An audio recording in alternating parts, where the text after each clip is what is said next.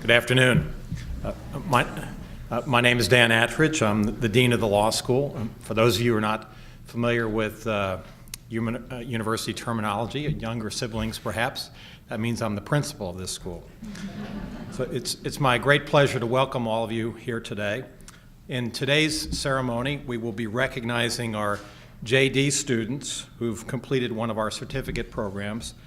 They are students who have gone above and beyond the requirements of earning a JD degree. They've earned extra credit, if you will. We will also be recognizing our LLM students who've completed one of our concentrations. As some of you are aware already, we have graduates from 5 different certificate programs that are being recognized today: communications law, comparative and international law, studies in jurisprudence, law and public policy, and securities law. Now, in earning their certificates or their concentrations, our graduates from these programs are especially well equipped to meet the demands of the modern legal marketplace. They've received what we think is a first-rate legal education. They're well grounded in the doctrinal knowledge and the practical experience that today's lawyers must have. But more than that, as part of their educational experience, they've seized the opportunity to concentrate on specific substantive areas of practice. All of this, I believe, will make them particularly well suited for a lifetime of service to others with their law degrees. So it is my privilege to be with you today in honoring the graduates of our certificate programs. I'd like to ask you to begin by giving them all a round of applause.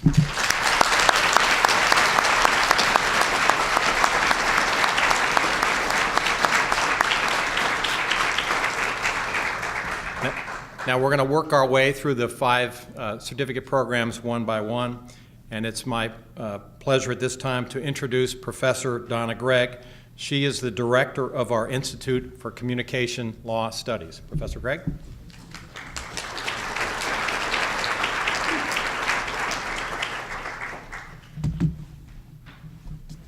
Thank you. It's my great pleasure today to present certificates in communications law studies to a really wonderful group of CLI students. Now, time doesn't permit me to give you and share with you the details of each student's accomplishments, which are many. So I'll just take a few moments to tell you why I am convinced, and I'm very convinced, that every member of this year's graduating CLI class is most definitely prepared for success in the practice of telecommunications law or one of its many related areas. First, they all have the requisite knowledge and skills to succeed in the dynamic telecom and information technology field. As for knowledge, they have a solid background in the origins, the evolution, and the future potential of telecom technology and information technology.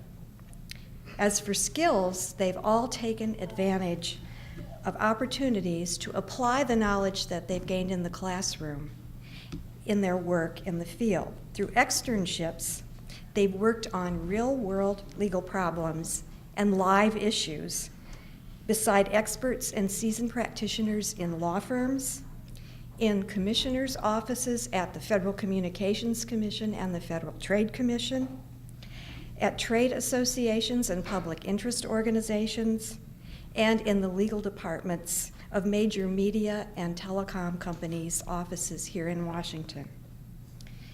I also want to mention that this year's CLI class includes students in our evening division, and they have worked either both before and some before and during and some before in other professional capacities, and some of them have actually already worked in the communications field. But now that they've had the experience here at law school, they also have an opportunity and the credentials that they need to move into positions that focused on the legal aspects of their areas of telecom expertise. Having articles published and directed research projects completed has strengthened many CLI students' effectiveness in communicating in general and presenting their ideas effectively as advocates in their future careers. Second, these students have developed both strong leadership skills and the equally important ability to work well in teams, which is something that for a long time was not emphasized for lawyers. They were sort of lone people that worked singly, and now working in groups is very important as the complexity of all the areas of law has increased.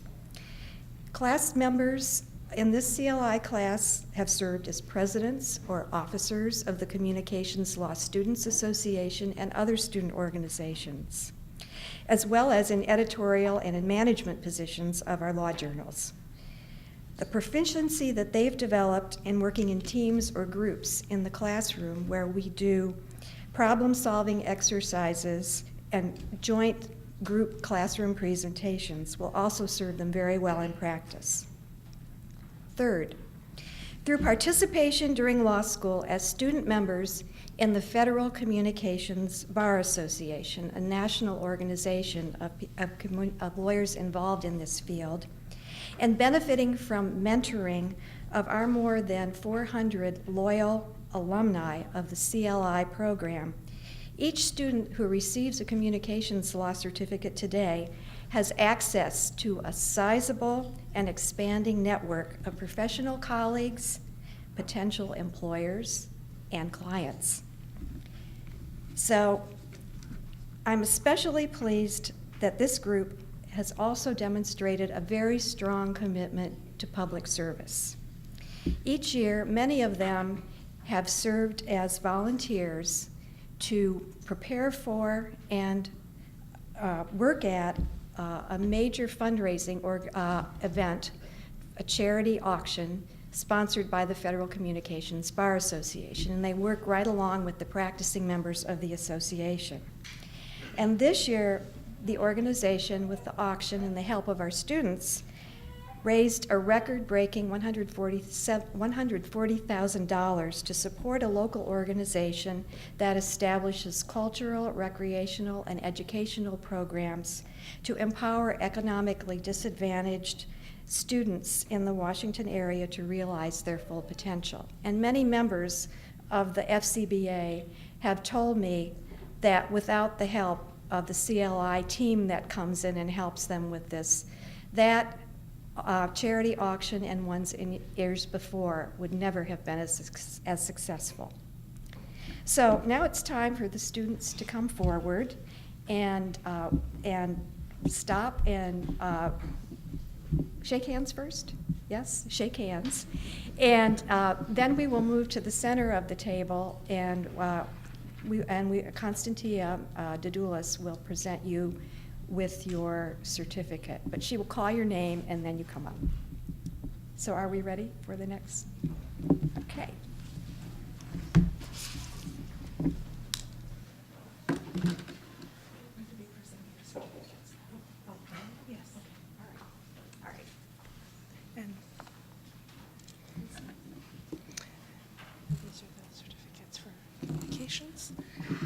Okay. Shelley A. Bard.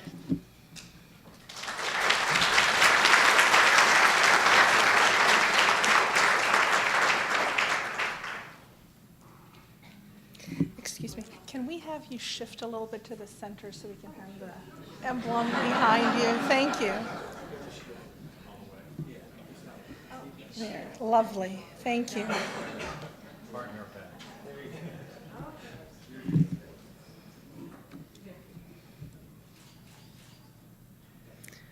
Michael Kenneth Byrne.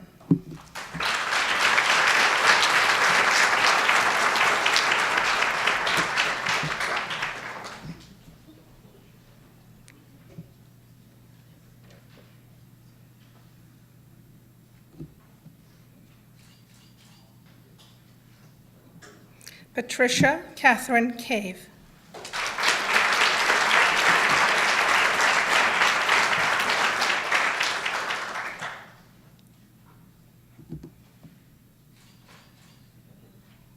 David Michael Crawford.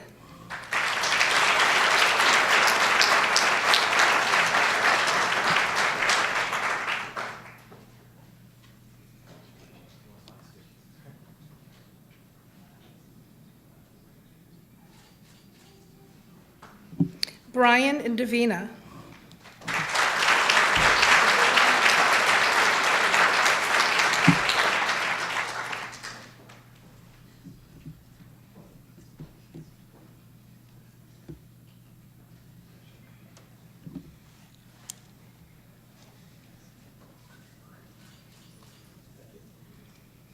Nicholas Haralambos Kokinos.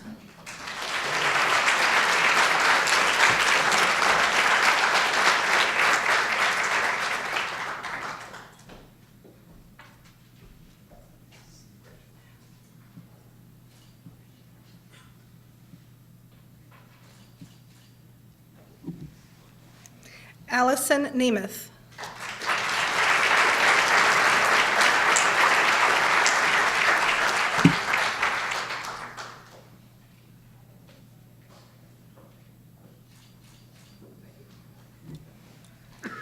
Megan K. Pedati.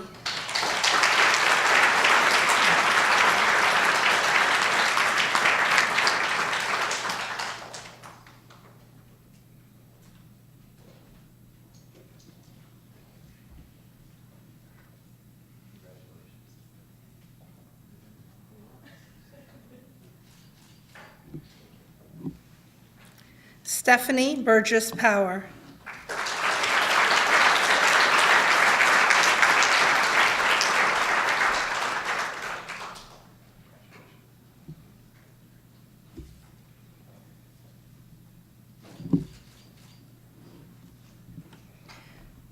Master of Laws with a concentration in Communications Law, Seth Logan Williams. Please come forward for a photograph. Just for a photo, please.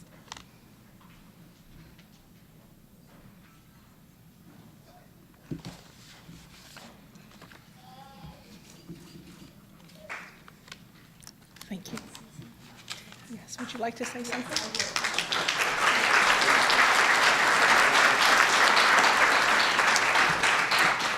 I just can't let this day go by without saying a few words about Seth. Seth is in our LLM program. He came to us from the Moore School of Law after getting his J degree at University of Indiana. And he has just been an active and enthusiastic member of our CLI group. He's done an externship at the former chairwoman of the FCC's office, and also at one of the major wireless trade associations while he's been with us, and taken all the classes, joined in all the activities, FCBA and otherwise. And Seth, it's been a real joy to have you with us, and I wish you all of you in the CLI program, all the best in the future.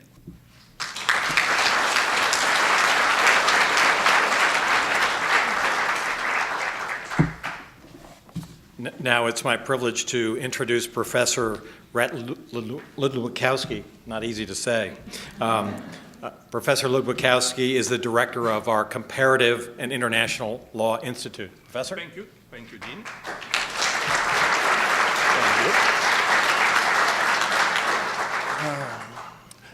It is my pleasure to join Dean Attridge and Professor Gregg and my colleagues, directors of our programs, and welcome you and your families and friends just here. It is a great moment.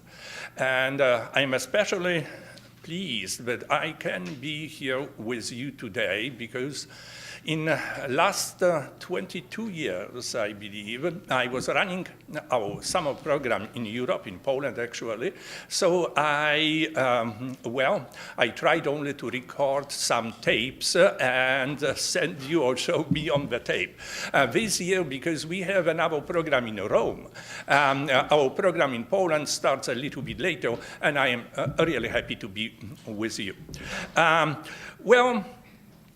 It is, as I said, it is a great moment in your life. You accomplished something really extremely important. Well, since next week, you will not hear any bells ringing. You will not rush to classrooms.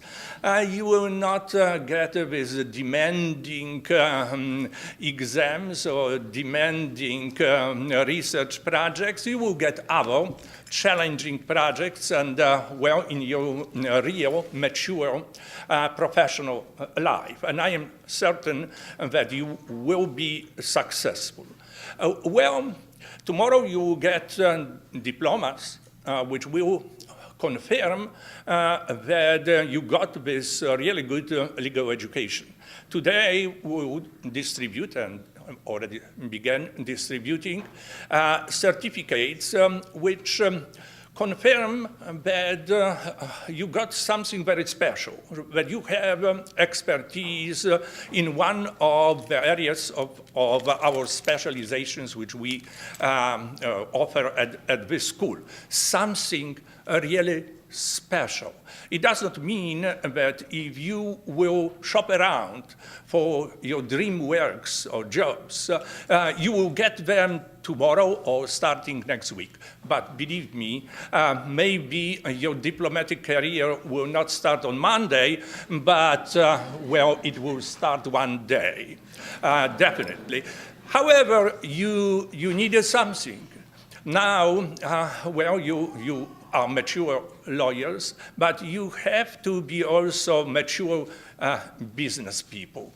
You have to sell what you received and what you got. You invested heavily in your education, invested time, invested work, invested money, and you have to know how to capitalize on all of this. Well, it brings me to a very short story. Maybe it is said a little bit, but very illuminating.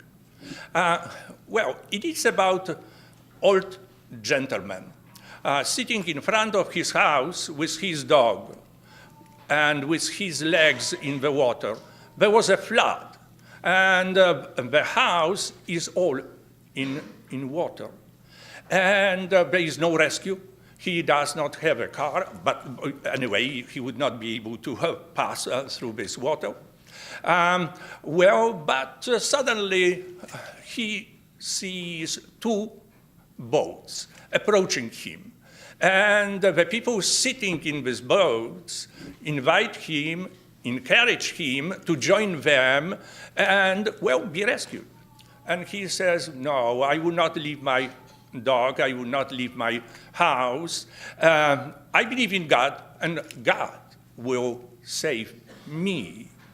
Well, unfortunately, it did not happen. The boats were gone, and he passed away and faced the Lord. And he says, my God, I believed in you. I believed that you will save me. And God responded, my son, I sent you two boats, but you did not understand. Well, you did not know how precious they are. Well, it is a sort of lesson for all of us. We have to appreciate what we accomplished and be able to use it, utilize it, sell it. Well, if you will get your ideal clients in the future, remember maybe this story. Who is ideal client? Usually a very, very wealthy person in very deep troubles. Well, it is not exactly something what we tried to convey to you at Catholic University of America. We tried to tell you that the ideal client is someone who needs you, who needs your skills, who needs your knowledge, your experience, and not necessarily very wealthy person. If you will remember this message, maybe you will have some two boats which you can send to your future ideal clients. Thank you so much.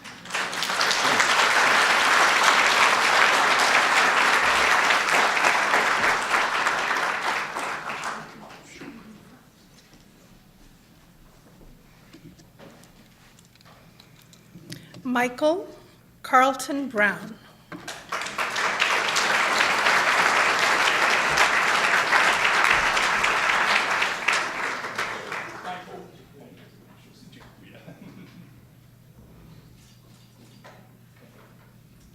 Thomas A. Brian Ramon.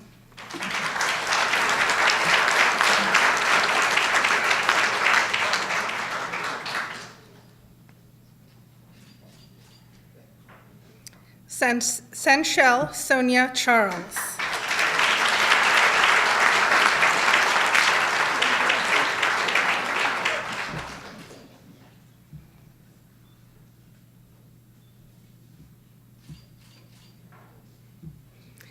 Gypsy Avery Megan Elizabeth Clement.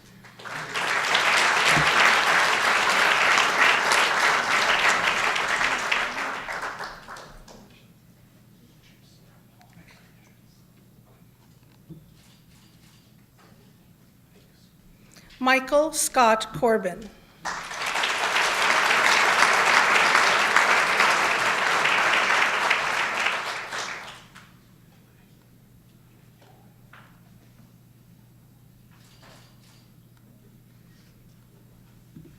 Molly Elizabeth Gelberd.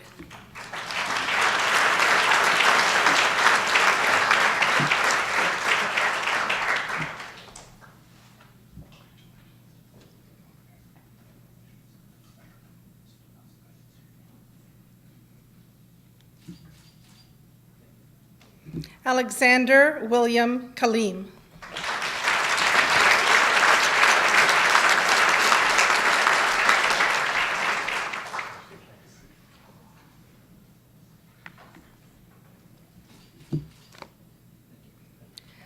Jenna Marie Conkey.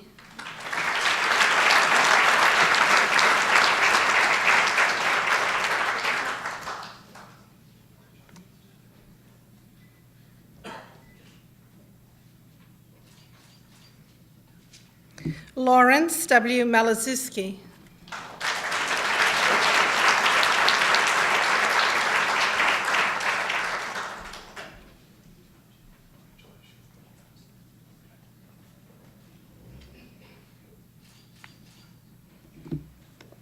Daisha Nagar.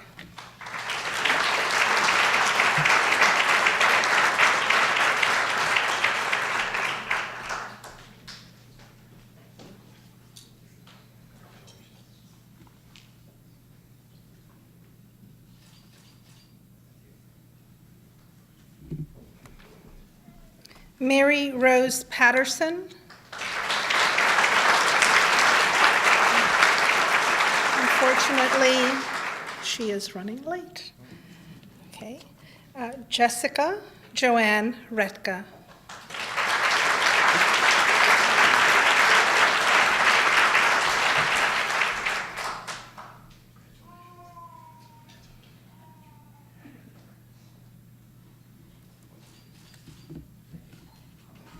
Nianka Rigaud.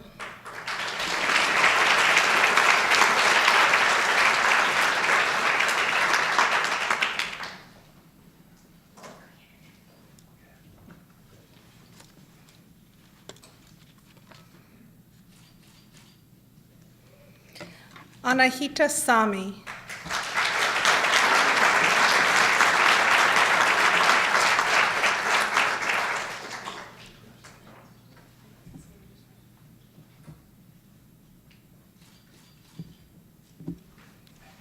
Michael John Schnibben.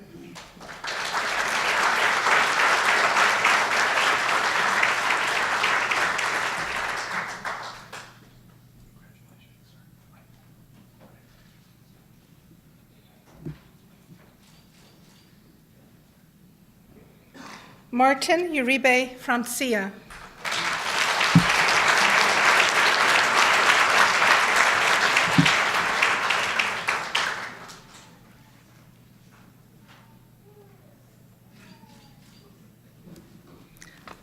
Holly Noel Vandergrift.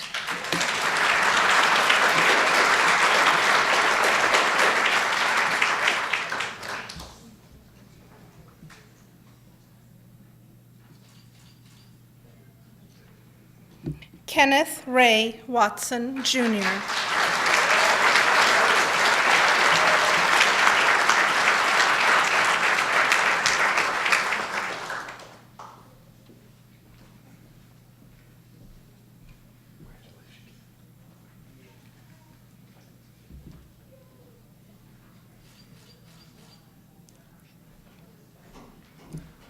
And that is it. And we have just one. She's not here.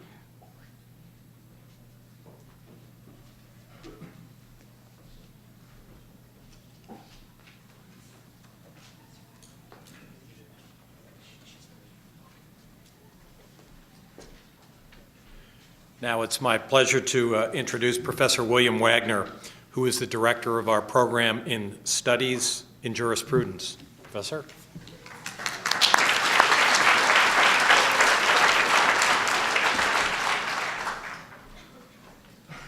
It's a pleasure to be here today to welcome all of you to this ceremony and to the upcoming commencement, which is the fulfillment of so many deeply held aspirations on the side of the faculty and administration and the side of the families of our outstanding graduates. The program Studies in Jurisprudence is uniquely tied to the founding of the law school, which, as you probably know, occurred in the 1890s. That is a very venerable history for an American law school. This is a well-established and older university law school. The bishops of the Catholic Church called William Robinson, the dean of the Yale Law School, down to Washington, D.C. to spearhead the founding of this school. And the idea was that, grounded in the Catholic tradition with its great appreciation for law, the Catholic canonical system is one of the great legal accomplishments of the human race, but also with an appreciation for the importance of integrating the practice of law with a fuller understanding of the human condition, with attention to the fuller array of academic disciplines, but also to the enlightenment of the Christian faith. And if you go to the third floor, of course, you'll see Thomas More. Who else would you more prefer to see hanging? Whose portrait would you more prefer to see hanging in a Catholic law school than that of Sir Thomas More, universally admired? Thomas More, as Chancellor of England, demonstrated that true excellence in the practice of law can be combined also with a deep appreciation for higher values, philosophical inquiry into law, and life in the light of faith. William Robinson was himself a jurisprudent, a philosopher of law, and in the decades that have followed the founding of the school, there have been a number of great jurisprudents here on our faculty, including Brendan Brown, who's a nationally known figure, and Father David Granfield, OSB. Over the years, the program of Studies in Jurisprudence has brought to the law school any number of outstanding philosophers of law, professors of jurisprudence from national law faculties to work with our students. Our students have edited their work. They have shown universally a deep appreciation and regard for Catholic University law students. I would mention Michael Sandel and Charles Donahue of Harvard Law School, Bo Burt, and Michael Reisman of Yale Law School, Philip Hamburger, Kent Greenewald of Columbia Law School, Jeremy Waldron and Joseph Weiler of NYU, John Gardner of Oxford University, and the list goes on. St. Irenaeus of Lyon said memorably that the glory of God is the human person fully alive. And all of these outstanding people who have contributed to our students' deepening appreciation for law from a philosophical perspective in the past were outstanding as human people, human persons who had chosen law as their path in life and their professional focus. And so now I turn to our student certificate winners. And as I do so, I would like to start with the comment of Maggie Dedalus, who is a graduate of the law school and who helped found the certificate program that we're honoring today. Maggie mentioned that this law school attracts some really outstanding students who go on to practice law in a first-rate capacity in law firms, government law offices, but who do so with a love of a deeper philosophical understanding. And these students make their way through our curriculum, drawing on some of our fine offerings, perhaps getting a certificate in some of these other excellent programs. But she thought that it was high time that students of this kind be highlighted and profiled as they pursued their unique formation according to their inner quest to understand, and that the world know and celebrate what they did here with the formal recognition that comes along with the certificate. And so the certificate was born. Today we have 3 students who have earned certificates, and I like to think the certificate program in jurisprudence is truly a select and elite certificate. We have the fewest each year, but they're always wonderful students, and because there are only a couple, I can speak about each one individually for a moment, as of course the other directors would be able to do of their graduates if they had fewer to speak of. So I'll say a word about each of the 3 before they're called forward to be given their certificate by Dean Attridge. First, Daniel Bidwell. I go in alphabetical order. Daniel Bidwell, he has an honor that he doesn't yet know. I don't think I'm spilling too many beans if I say Mr. Bidwell was a student in my commercial transactions this class last semester, and he earned a discretionary half-step in class. He was outstanding in class discussion. And I went to award him his discretionary half-step, and I discovered I couldn't. He had already earned an A+ in the class. So he actually earned an A++ in the class, but sorry, Dan, you can't have the second plus. And this accomplishment does reflect something about him. Dan is universally lauded in the hallways. The professors, we love our students, and we compare notes on all of them. And Dan is always lauded by my colleagues. They speak of him with great admiration. And one thing that's said about him is he is a consummate legal technician, as in commercial transaction is required. It's a technical statutory course. At the same time, Dan has a deep avidity for understanding issues in land use planning and legislation. And he is editor-in-chief of the Law Review here. He does a lot with his time. And in the Law Review, he published a piece that he worked on with insights that he developed also in the jurisprudence program of Trees, Vegetation, and Torts, Reconceptualizing Reasonable Land Use. This is typical of his approach as it's manifested itself in various projects that he's undertaken. Namely, he is a person who seeks, while remaining highly focused on the technical detail of law, to resonate with a ground spring of reasonability, of fairness, and of justice. And he brings those insights in a very balanced way across the board. He also has a love of social justice. He was the winner of a St. Ives honors summer internship at Catholic Charities. Then there is Megan Immer.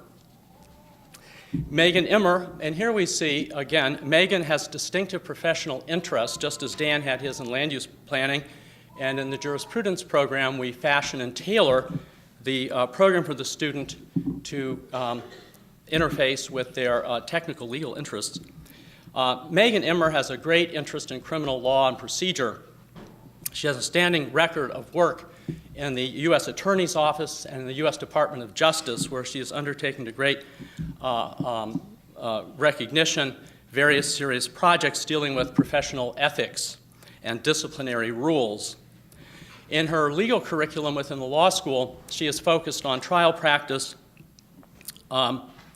investigative process, white-collar crime, and has amassed for herself a wonderful resume with a highly coherent background in criminal law and practice.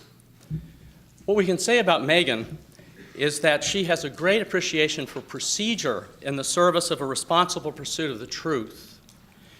She is, Miss Marple doesn't do it. You've got to think of a better analogy from detective fiction, but she is a magnificent investigator. Her eye for detail is incredible. She'll look at that fly on the wall, and her mind begins to turn, and she thinks of lines of causation that will explain it. Most remarkable about Megan Immer is that she combines a wonderful quality of human warmth and compassion, which is quite outstanding, with, at the same time, a love of justice. And this combination is going to make her one phenomenal prosecutor. And I expect to see her a U.S. attorney someday. Then I turn to Eric Turkman. Eric came to the law school with an outstanding intellectual background. I think it's outstanding. He taught at Stanford, Johns Hopkins, and the University of Maryland. I think that's pretty good, right? And so I was quite honored when he gravitated into the Certificate for Jurisprudence. Eric has had some very responsible positions while he's in law school, working for the General Counsel's Office of this university, and also at the Office of the General Counsel for the Library of Congress, the Copyright Office. Eric has a focus on intellectual property, and he has similarly a very coherent and outstanding resume, having developed all of our intellectual property offerings to his own enrichment. Outstanding about Eric is that he has a way of seeking to mediate between higher values and the distribution of power. And he mediates by reflecting on the nature of argumentation. He's a great logician, and I learned much from him. In fact, he wrote a great paper, Logic, Ethics, and Emotion, a Balanced Rhetorical Approach to Jurisprudence, as a capstone project for the certificate. And he stands in a wonderful position to serve with this proclivity, intellectual proclivity, and well-developed intellectual preparation. So now I guess we can call our three certificate recipients forward.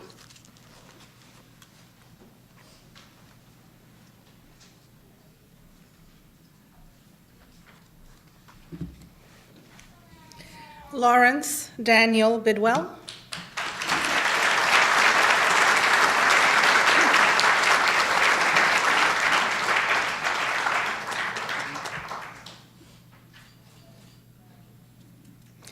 Megan Catherine Emmer.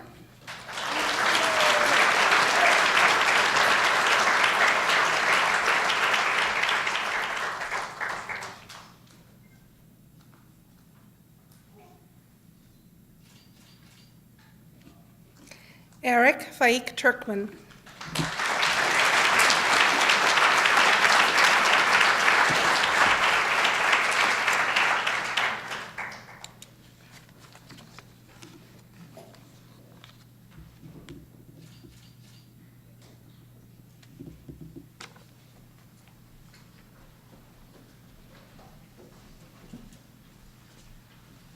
Now it's my pleasure to introduce to you Professor Sarah Duggan. Professor Duggan is the director of our Law and Public Policy program, and I might note that she is stepping down as director after what is only going to be regarded as a very long 7 years. She's really put her heart and soul into this program, so please give an extra round of applause to Professor Duggan.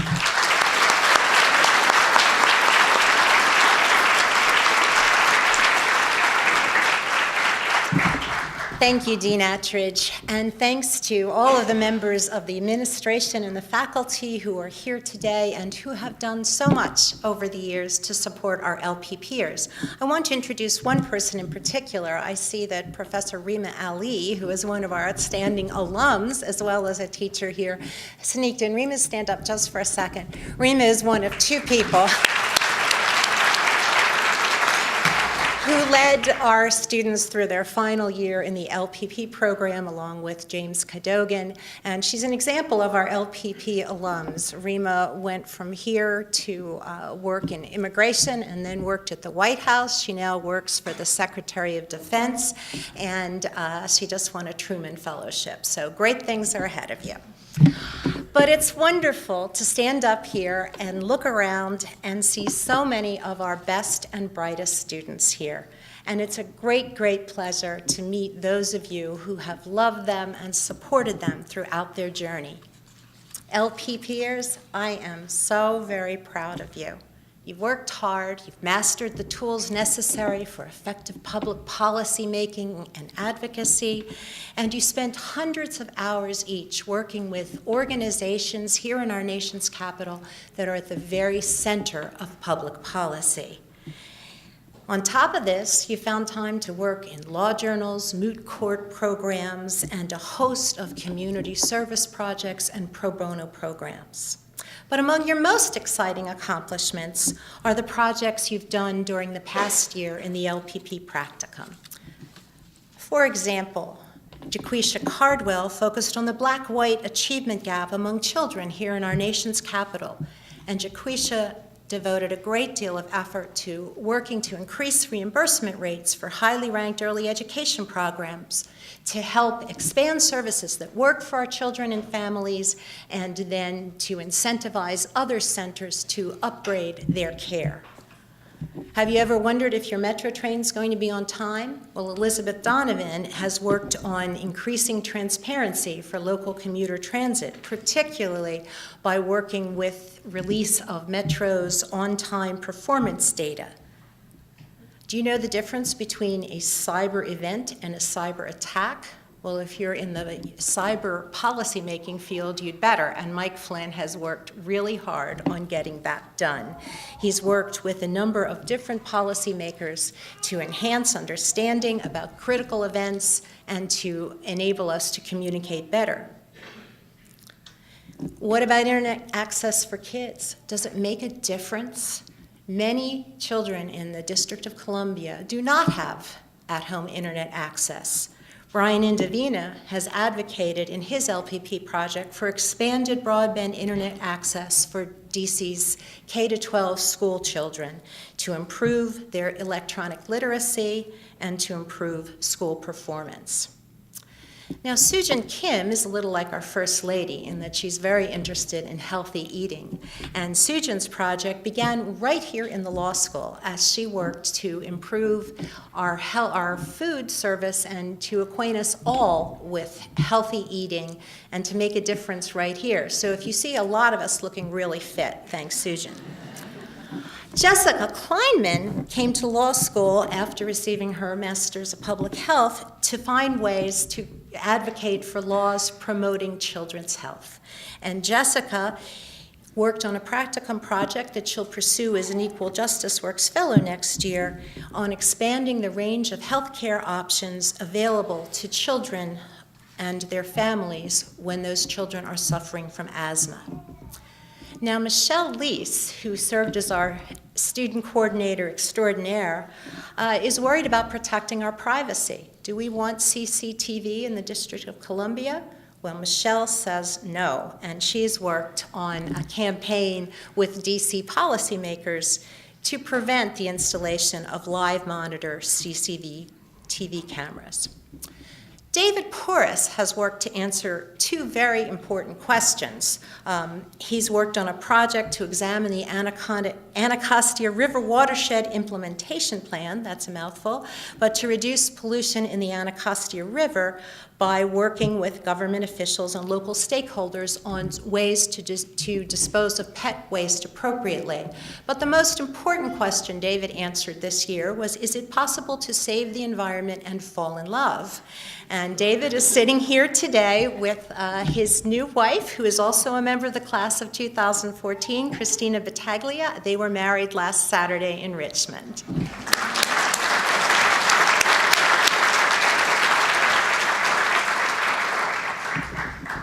How can we be fair to employees? Clark Taylor embarked on a campaign to educate DC government officials about the negative impacts of compulsory arbitration.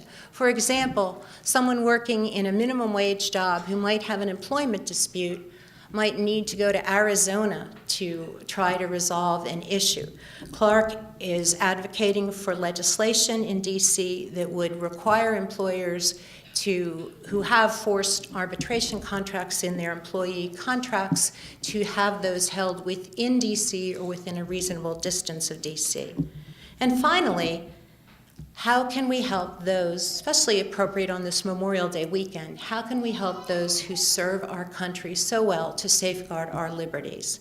Evan von Regenmorter is a passionate advocate for at-risk benefits. veterans. And in connection with the President's Opening Doors program, Evan has worked on methods of alerting homeless veterans to the numerous services they can get from the Department of Veterans Affairs if only they can figure out how to access those benefits. So, LPPers, your law school years have been amazing, and it's just the beginning of your legal career. But as important as your accomplishments are, it's not so much what you've done, but how you've done it that really matters most and makes me proudest. You have heart. We live in the midst of problems that beset us and sometimes seem overwhelming. In spite of our efforts, violence, poverty, hunger, disease, and national disasters continue to ravage our world. In times like these, it's so very tempting to say, okay, let's circle the wagons. Let me withdraw and protect my own personal security. But there's not one person in this law and public policy program who has turned away from the world and its challenges.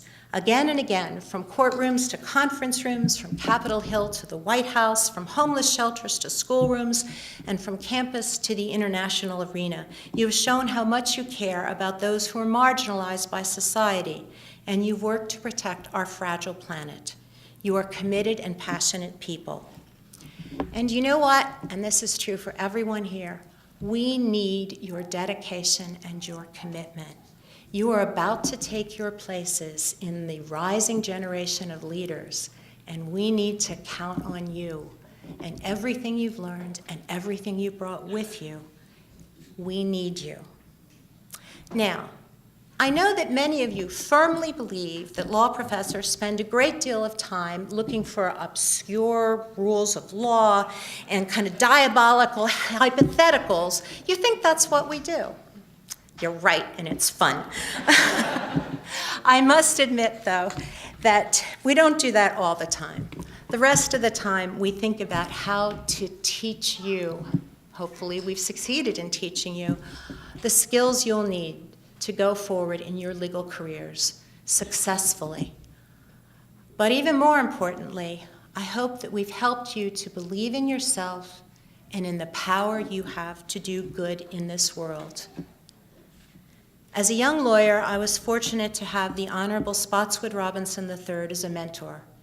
He was the chief judge at the U.S. Court of Appeals for the D.C. Circuit then, and one of the lawyers who argued Brown versus Board of Education. But when I asked Judge Robinson which of his many accomplishments meant most to him, he said without hesitation, getting my JD. Because as a lawyer, I've had the opportunity to help people with the things that matter most in their daily lives, their families, their jobs, and their businesses. I've represented people accused of crimes, sometimes unjustly, and I spent a great many years working to secure basic civil rights.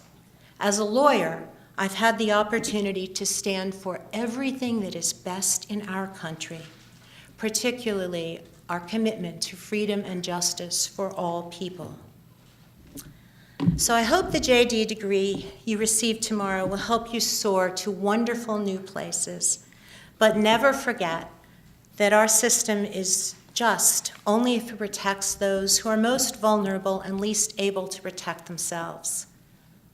We need you, class of 2014, your energy, your creativity, and the commitment you bring to our profession.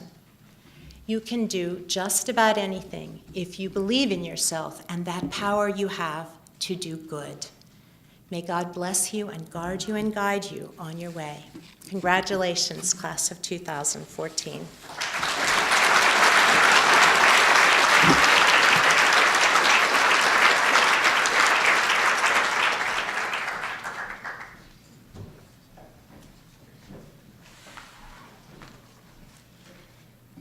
Jaquisha Raquel Cardwell.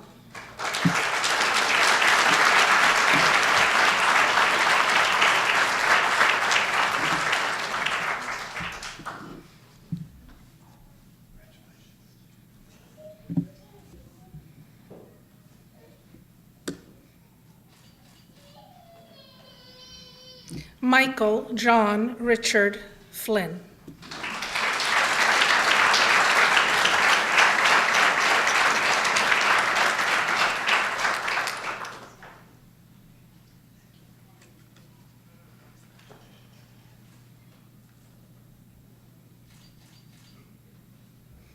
Brian Indovina.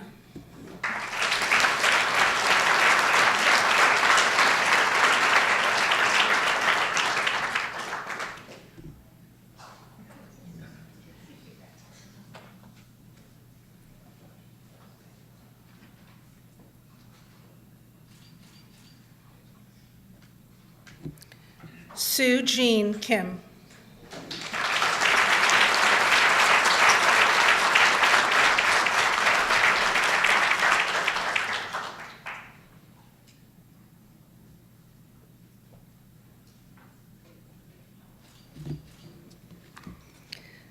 Jessica Veselinovich Kleinman.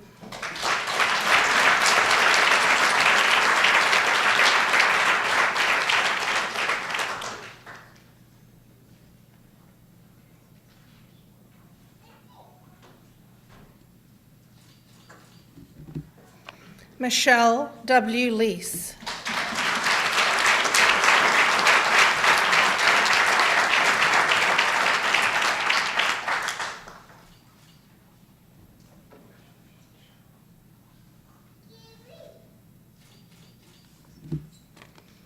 David Andrew Pouris.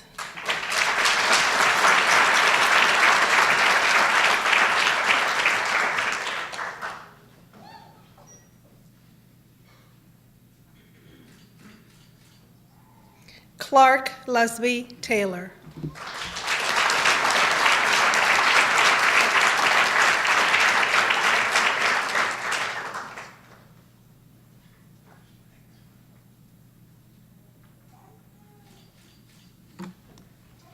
Evan J. Van Regenmorter.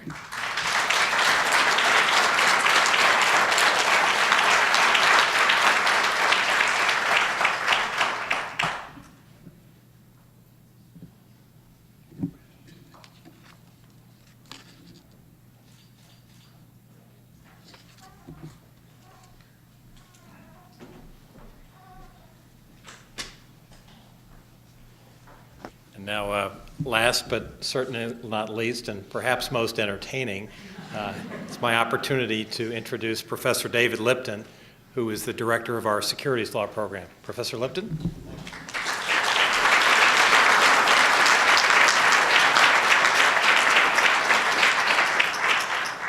This gets harder and harder as my colleagues get better and better at what they're doing. I typically denote this time with presentation of love beads to the students, and at the same time I have to don the love bead myself as a statement of, I think, our appreciation of the students, our love of this program, and our love of their success here. So as they come up, we will also grant them and confer upon them the Order of the Love Beads. I usually am on the last to make the presentation. And I've asked why that is. There are a number of reasons that are given. I've often thought that there's a thought you might have dozed off and you would avoid seeing the greatest embarrassment. There's also a question as to whether or not I can stay sober this long, and people test me on it. Finally, there's a hope that maybe they give me enough time, I'll get it right. But this year I actually wrote a script. But this is not what we should fret about, and I'm last, and we're going to have to live with it. The important concerns are your sons and daughters and what it means for them and you that they are getting their certificate today. First and most importantly, this year's group, your children are fantastic. They are motivated, they are focused, they are enthusiastic, and they're ready to go out there and restore our securities grandeur that the markets held decades ago. Each of these students will have completed 3 primary courses in securities and corporate law, at least along with at least 2 other securities electives ranging from corporate finance to investment advisors act to derivatives to securities civil litigation to equity funds to market regulation to enforcement. In addition, they will have completed either one or two internships with the SEC, with FINRA, with the CFTC, with more exotic securities groups such as the Investment Advisors Institute, Certified Financial Planners Board. They will have completed a writing with securities, often of a practical nature, and they will have each achieved a GPA of 3.1, placing them in the top half of the class.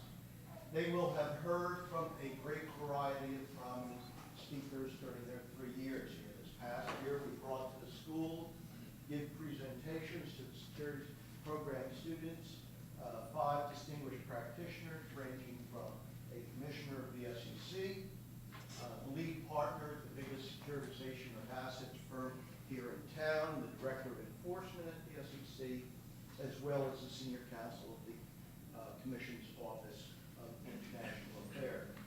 Okay, my notes say, all right, kid, give me the bottom line. What does all of that mean? Well, what it means is that you gave us college graduates, and we're returning to you lean, mean securities regulation geniuses. They are now forever linked to the over 500 CUA securities law program alumni who are have been part of this program, who are graduates of this school, and who are out there often looking for positions for your students.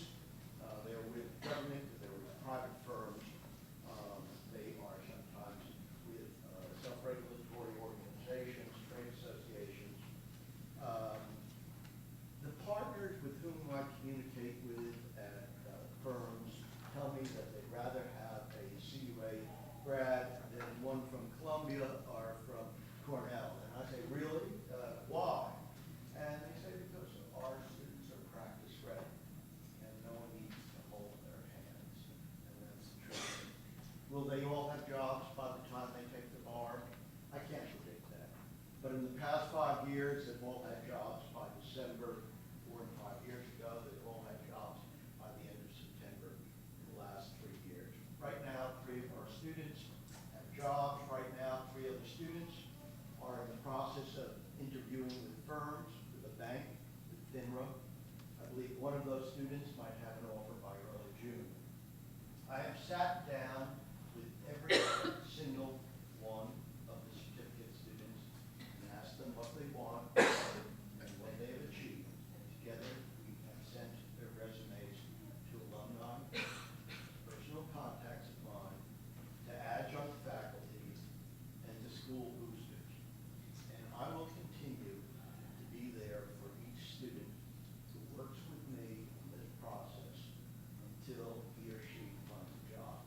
And that's my promise to you, the parents, husbands, wives, and friends. But is that all we're about? Jobs, regulatory knowledge, industry contacts? That might be enough. But I like to think we are more. We are more than just two-dimensional security stick figures. Your students have not learned just the law, but if they were in any of my classes, and I guess every one of them were, at one time or another was, every one of them was, one time or another, they've also heard a good deal about Martin Robbins, Buddy Holly, Brooklyn Dodgers, radicalism in the 60s, a bit of our cultural heritage. More than once, several of us have gone to the local racetrack together. It didn't do poorly. This program is not just about turning out legal androids. This program is to make us also somewhat more complete students. The school made the terrible mistake of allowing me the use of an overhead projector. And I will share with you, probably with the assistance of, yeah, there we go. Magically, yeah. And I'd like you to see, I wouldn't turn out the lights. Nobody wants to look very closely at this.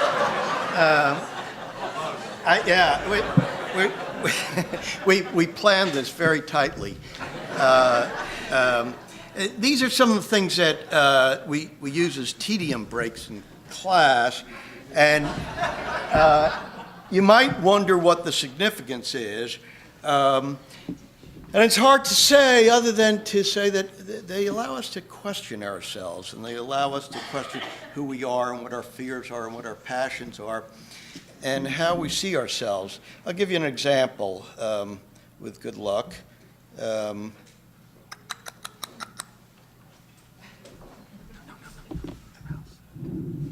mouse. Of course, the mouse. There we go. Now, some of you know this. Yeah. Yeah, there we go. Yeah. Up in the air. He's singing off key. This is terrible. It's, yeah. Yeah. No. Now, and I doubt if all of you know what that is. It was actually a song of a national model airplane club that was formed in the mid-30s and remained its popularity through the 40s and the 50s.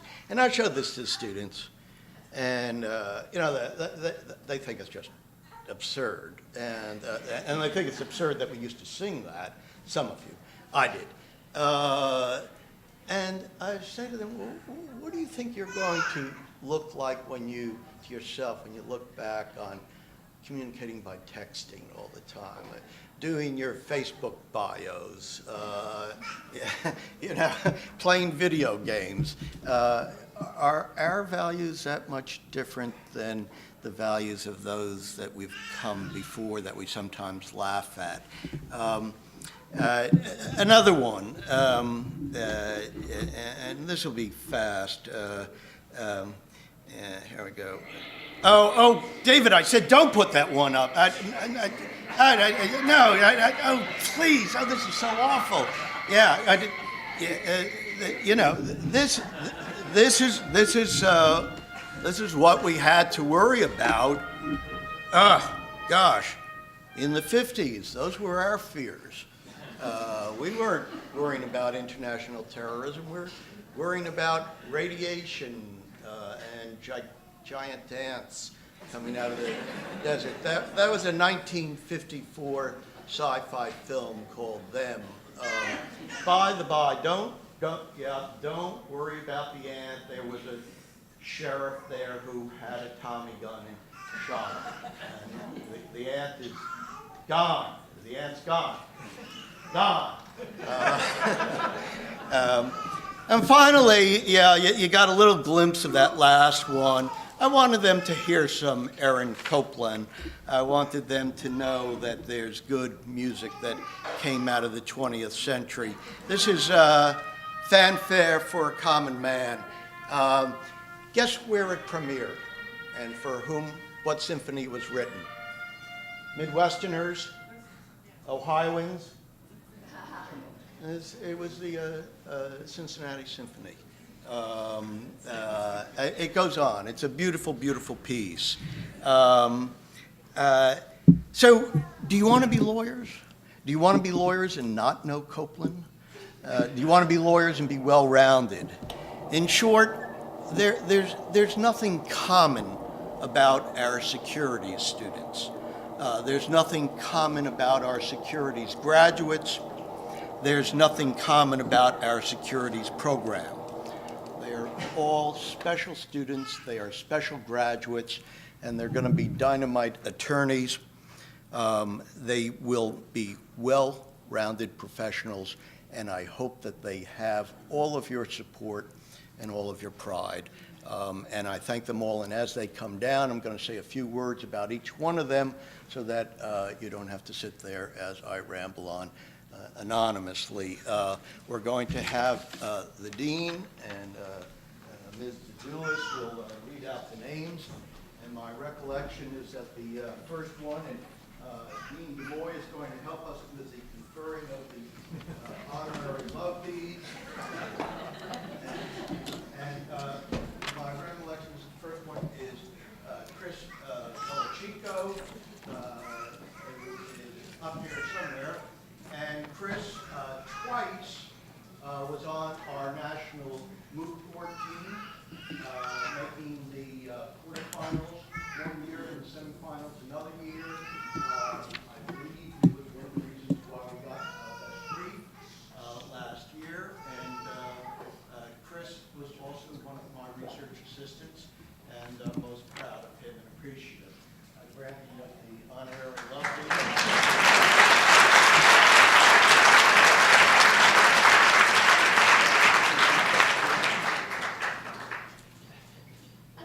Thank you. Andrew Cochran Burr. I gotta tell you about Andrew, and I gotta give Andrew a hard time. Andrew allowed me to do this. Andrew joined the program late, the meetings, been working at the CFTC for a good number. And I said, Andrew, you're not gonna get this one, you're gonna start this thing. He says, is it impossible? I said, Andrew, it's not impossible, it's just very unlikely. And this guy just totally blew me off. And they gave him a certificate. And literally are working on getting him a job. I'd love him to go to CFTC, but I'll have to go anywhere.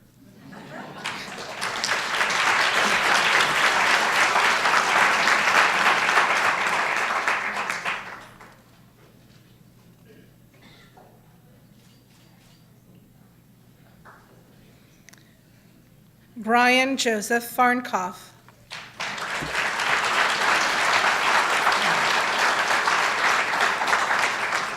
Two great things to take up, Ron.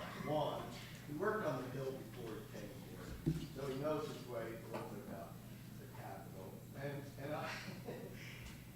I thought I found a very good job for him, which was lobbying work, and I think he's good at this.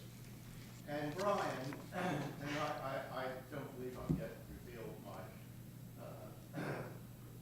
political proclivities, but Brian said to me, that group is too conservative, and I could not be more proud of this guy. So he didn't take it, we're still looking.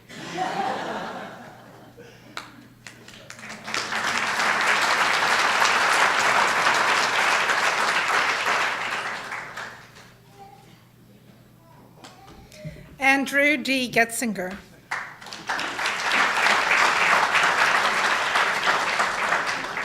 Andrew has so many things I could talk about. First off, he's married to another grad of mine from South Mexico. Together they have Teddy, who keeps Andrew busy. Andrew was the first of this year's class, I believe the first, to get a full-time job, and he is employed at a large international law firm downtown that did my right to be practicing there on the side. And he began, he's not working full-time, he's also another one of my research assistants. And they're so impressed with him that they said, can you get another one? And you'll see there's another guy coming down in a bit who is doing there. And thanks to Andrew. So, thank you.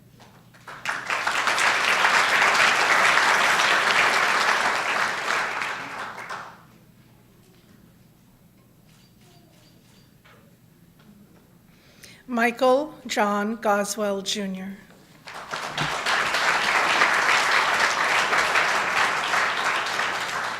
is this year's third-year student who got the scholarship for the best performance in securities law. He is the one who is, in fact, he's got two lovely interviews right now. One of them is where Andrew is working, and I'm hoping you're going to come up with some good news within a week or two. Thanks, sir.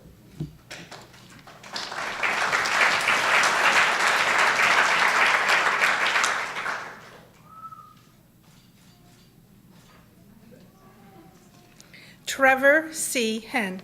Mike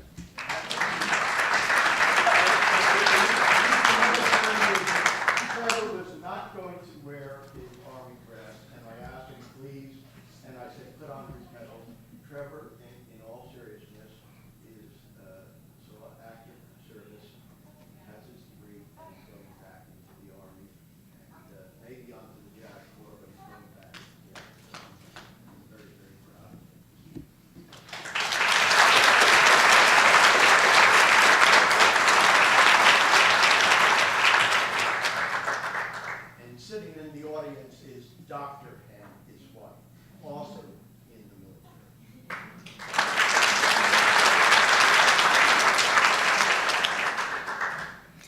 Angel R. Hernandez.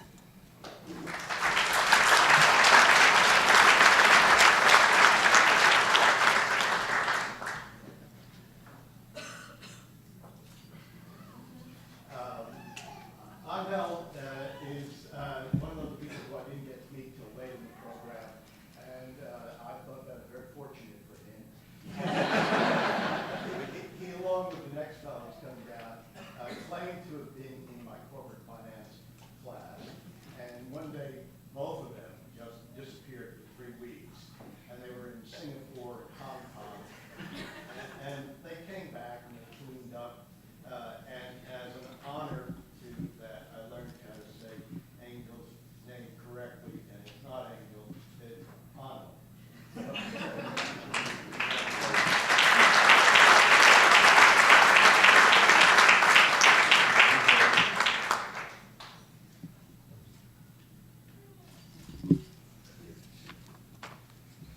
Catherine L. Mayer.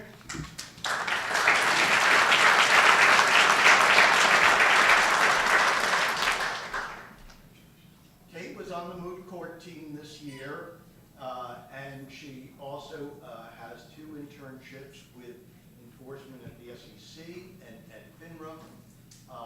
And on her own, she organized a lovely, lovely luncheon on how women can find a place in law and the securities industry. And I thank you very much for doing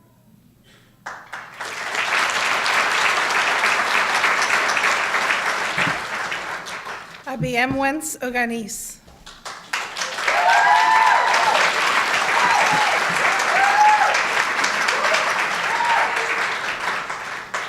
Abby also was on the moot court team this year, and they performed delightfully up in New York. And she was in my securities class and had to listen through a lot of that nonsense that I played. Oh, you want one of these right there.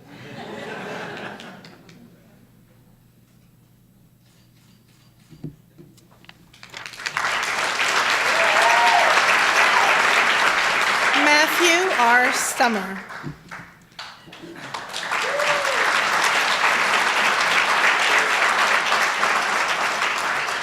This is the other guy from Marquette who claimed to be in my corporate finance class. Wrote his final paper in that class on a 32-hour flight back from Hong Kong or Singapore. And I forgave him because he got, what was it, best brief and best argument or something like that in this program. So he wasn't just killing time. Thank you.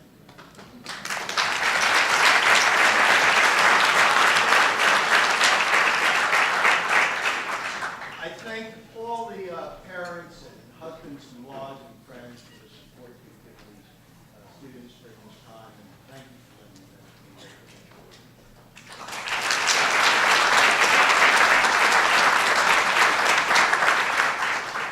So for those of you who are wondering why I was sitting over there and not in my assigned seat, you learned that when the projector screen came down and Professor Duggan almost got hit. So thanks to the staff for giving me a heads up on that one. Really appreciate it.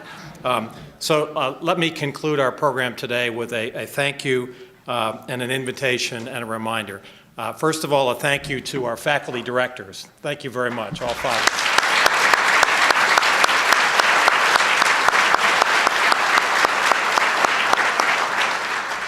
And of course, the faculty wouldn't get anything done without a terrific staff. And in particular, I want to thank Constantia Dedoulis, who directs our programs. Thank